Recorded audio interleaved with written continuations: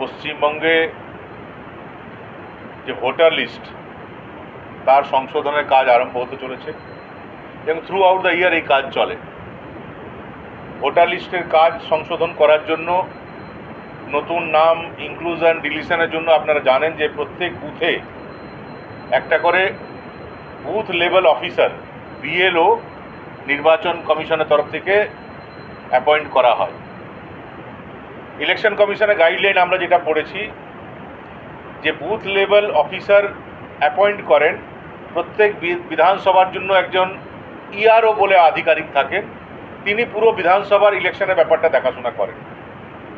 আমরা পাণ্ডবেশ্বরে যিনি ইআরও আছেন তিনি এমন কিছু কাজ করেছেন যেটা দেখে আমাদের মনে হচ্ছে যে নিরপেক্ষভাবে পাণ্ডবেশ্বরে নির্বাচন করার প্রচেষ্টা তারা করছেন না। অতীতে যা গড়মিল তারা করেছিলেন এবারও তারা সেটাই করতে চাইছেন। পাণ্ডবেশ্বরে এখন পর্যন্ত 239টা বুথ আছে, যেটা আগামী দিনে আরও বাড়বে।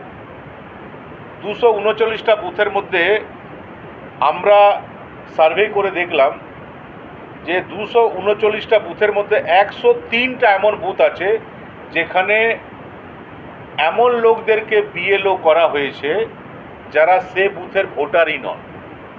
ইলেকশন কমিশনের নিয়ম আছে যে শহরাঞ্চলে আপনি যেখানে কাজ করেন সেখানে বিএলও হতে পারবেন, কিন্তু গ্রামাঞ্চলে এটা মাস্ট যে যেখানকার ভোটার, যে বুথের আপনি ভোটার সে বুথেই আপনি বিএলও হতে পারবেন।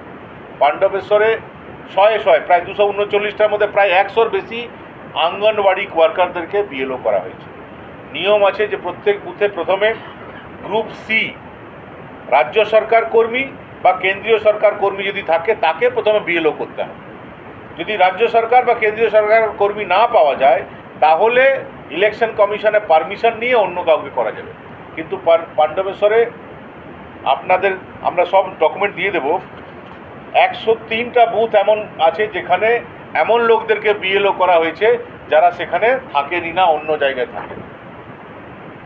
তার মধ্যে 2টো বিএলও করা হয়েছে রানীগঞ্জ বিধানসভাতে। রানীগঞ্জে লোক গিয়ে ভোটার লিস্টের কাজ করবে পাণ্ডবেশ্বরে। 2টো বিএলও করা হয়েছে জামুরিয়া থেকে। আরও 2টো বিএলও করা হয়েছে দুর্গাপুর পূর্ব বিধানসভা থেকে। 6টা বিএলও করা হয়েছে দুর্গাপুর পশ্চিম বিধানসভা থেকে। একটা বিএলও করা হয়েছে দুবরাজপুর বীরভূম থেকে। আরেকটা বিএলও করা হয়েছে হাওড়া দক্ষিণ থেকে। হাওড়া থেকে এসে উনি বিএলওর কাজ করবেন। 3টা বিএলও করা হয়েছে বাঁকুড়া থেকে। আরও 3টা বিএলও করা হয়েছে বর্ধমান অ্যাসেম্বলি। মানে আমেরিকা, পাকিস্তান, লন্ডন বাদ দিয়ে বাংলাদেশ, পাকিস্তান, মানে এদের যদি চলে, পুরো স্বাধীনতা যদি তৃণমূল কংগ্রেস পেয়ে যায় তাহলে সমস্ত বিএলও বাংলাদেশ থেকে এনে দিয়ে দেবে। এবং এই সমস্ত তালিকা তৈরি হচ্ছে, ওইখানকার যিনি বিধায়ক তার অফিসে বসে তালিকা তৈরি হচ্ছে।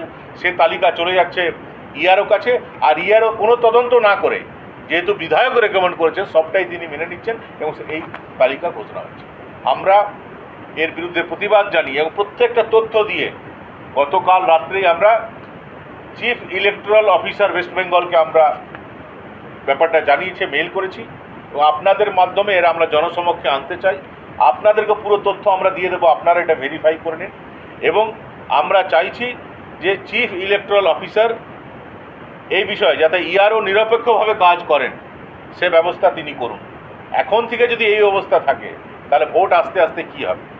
বিভিন্ন বুথে অলরেডি আপনারা জেনেছেন যে কোনো বুথে 150, কোনো বুথে 200, কোনো বুথে 250, কোনো বুথে 60, কোনো বুথে 80, প্রায় 35-40 হাজার লোকের কোনো হদিশ পাওয়া যাচ্ছে না পাণ্ডবেশ্বরে।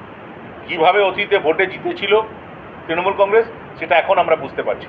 আর আগামী দিনেও নিজের লোকদেরকে বসিয়ে অন্তত 3টা পঞ্চায়েত মেম্বার, যিনি তৃণমূল কংগ্রেসের পঞ্চায়েত মেম্বার, তিনিও বিএলও হয়েছে। যারা ডাইরেক্টলি পলিটিক্স, গাইডলাইনে আছে যে ডাইরেক্টলি যারা পলিটিক্সের সঙ্গে যুক্ত তারা বিএলও হতে পারবে না, সে বিজেপি হোক, তৃণমূল হোক, সিপিএম হোক। ডাইরেক্টলি পলিটিক্স করে এরকম অন্তত 50 জনকে তারা বিএলও করেছে। তারা কীভাবে নিরপেক্ষভাবে কাজ করবে। তাই আমরা আপনাদের মাধ্যমে প্রশাসনের দৃষ্টি আকর্ষণ করতে চাই এবং পশ্চিমবঙ্গের জনগণকেও বলতে চাই যে দেখুন পাণ্ডবেশ্বরে কী চলছে এবং এর প্রতিকার আমরা চাই। এবং এটাই আপনাদের সঙ্গে শেয়ার করার জন্য এবং আপনাদের মাধ্যমে পশ্চিমবঙ্গের মানুষের কাছে তুলে ধরার জন্য আজ আমরা এই প্রেস মিট ডেকেছিলাম। সমস্ত ডকুমেন্ট যেটা আমরা কাল পাঠিয়েছি সমস্ত আপনাদেরকে দিয়ে দেবো, এবং এরপর এই সংক্রান্ত কোনো বিষয় যদি আপনাদের কোনো কোয়ারিজ থাকে, ক্ল্যারিফিকেশন থাকে, সেটা আপনারা জিজ্ঞেস করুন।